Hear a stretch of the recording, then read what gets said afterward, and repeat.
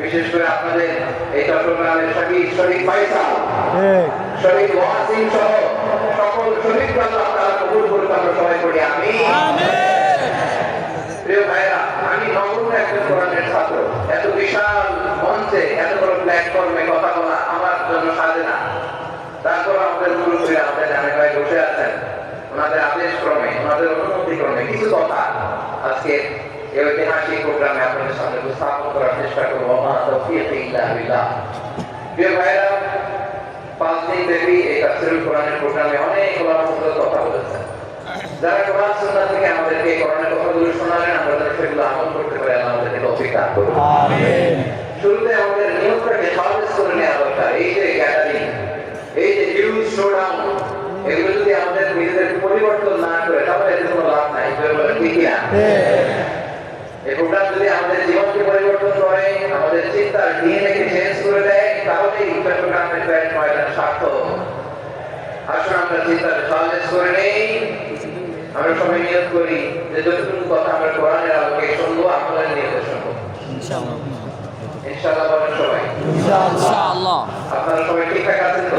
জি। কখন আসছেন আপনারা সবাই? আসছেন কখন?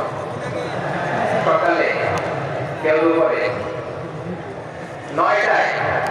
আল্লাহ আল্লাহ। দুপুরের খাবার খাওয়ার সুযোগ হয়েছিল? খান নাই? রোজা রাখছেন? আমি কি দিয়ে বিদায় দিব আমাকে খালি করে? আল্লাহ আমার ইবাদত কবুল করো। আমিন।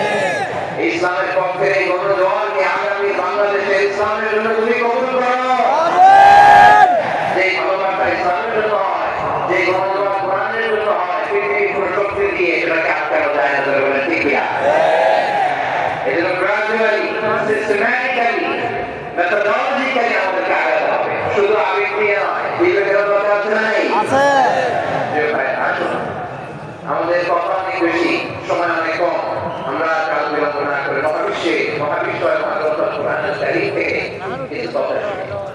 আমি যে টপিকটা নিয়ে আজকে ঐতিহাসিক চট্টগ্রামের ব্যান্ড ময়দানের তাফসীরুল কোরআন প্রোগ্রামে আলোচনা করব, সেটা হচ্ছে সূরাতুল আন-নাহলের 90 নম্বর আয়াত নিয়ে কিছু কথা আমরা উপস্থাপন করবার চেষ্টা করব ইনশাআল্লাহ। আমার কথা শুরুতেই আপনারা মোটামুটি আন্দাজ করে ফেলেছেন যে আমি কি নিয়ে আলোচনা করবো। কারণ যে আয়াতটি আমি তেলাওয়াত করেছি, এই আয়াতটি প্রায়শই এই কুরবানে বাংলাদেশে জুমার দিনে তৌহিদ সাহেবরা দ্বিতীয় খুতবা শেষের দিকে পড়ে না? কি কখন করছে? এই নম্বর ইয়াকুলু বিল আদলি ওয়াল ইহসান ওয়া ইতাই যিল কুরবা ওয়া ইয়ানহা আনিল ফাহশাই ওয়াল মুনকারি ওয়াল বাগই ইয়াইদুকুম লাআল্লাকুম তাযাক্কারুন। আসুন আমরা এই আয়াতের সরল অর্থ এবং মর্মবাণী সংক্ষিপ্ত তাফসীর সবাই মিলে আজকে এই প্রোগ্রাম থেকে স্টার্ট করার চেষ্টা করব। আপনারা মনোযোগী আছেন তো? এই আয়াতটি অনেক কনফিডেন্সিভ একটা আয়াত। সাইয়েদনা আব্দুল্লাহ ইবনে মাসউদ রাদিয়াল্লাহু তাআলা আনহু উনি বলেছেন, ইন্নাহা মিন আজমা'i আয়াতিল কুরআন। এটা কোরআনের সবচেয়ে জামেমানে আয়াত। যদিও ছোট্ট আয়াত, অল্প কিছু কথা বলা, কিন্তু তিনি বলতেন এটা কোরআনের সবচেয়ে সবচেয়ে কনফিডেন্সিভ একটা আয়াত। এখানে কথা কম, শব্দ কম, কিন্তু এটার নতুনা, এটার আবেদন, এটার মিনিং অনেক বেশি। সুবহানাল্লাহ। এই আয়াতে আল্লাহ তাআলা বেসিক্যালি আমাদেরকে 3টা বিষয়ে আদেশ করেছেন আর 3টা বিষয়ে বারণ করেছেন, নিষেধ করেছেন। আওয়াজ করে বলুন, আদেশ করেছেন কয়টা? 3টা। প্রিয় চট্টগ্রাম ভাইয়া, আমার মতো এই 3টা উচ্চ করে বলেন, আদেশ করেছেন কয়টা? 3টা। আবার নিষেধ কয়টা? 3টা। মানব তোমরা ইনশাআল্লাহ সবাই ইনশাআল্লাহ। এই do's and don'ts, 3টা আদেশ, 3টা নিষেধ। এই 3টা আদেশ আর 3টা নিষেধের ভেতরে আল্লাহ তাআলা গোটা ইসলামের